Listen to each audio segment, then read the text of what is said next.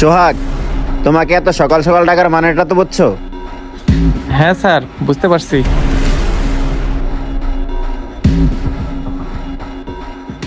এবার এই পানিটা তোমার ম্যাডামকে খাইয়ে দিবা।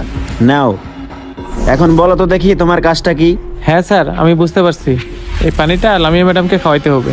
স্যার, এই কাজটা আমি ঠিকঠাক করতে পারবো, তবে টাকার পরিমাণটা একটু বাড়াইতে হবে। আরে, টাকা নিয়ে তুমি কোনো টেনশন করো না। তুমি কাজটা ঠিকঠাক মতো করো, তোমার টাকা তুমি পেয়ে যাবে। ঠিক আছে স্যার, তাহলে একটুবারই দেখতে পারবেন লামিয়া ম্যাডাম আর নাই।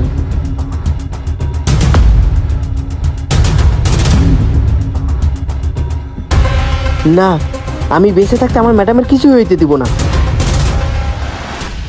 এবার বুঝছেন তো ম্যাডাম? এসব তুমি আমার জীবন বাঁচানোর জন্য করছো?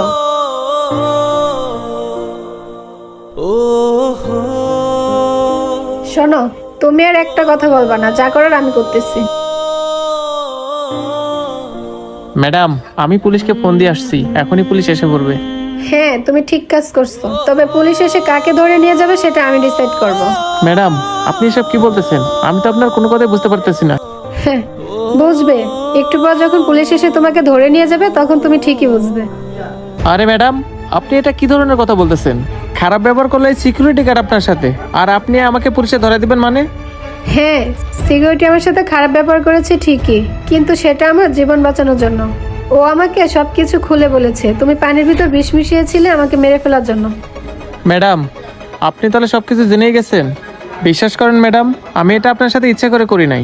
ম্যাডাম, মিরাজ স্যারে না আপনার সম্পত্তি হাতিয়ে নেওয়ার জন্য আমাকে অনেক টাকা লোভ দেখাইয়া এই কাজটা করাইছে।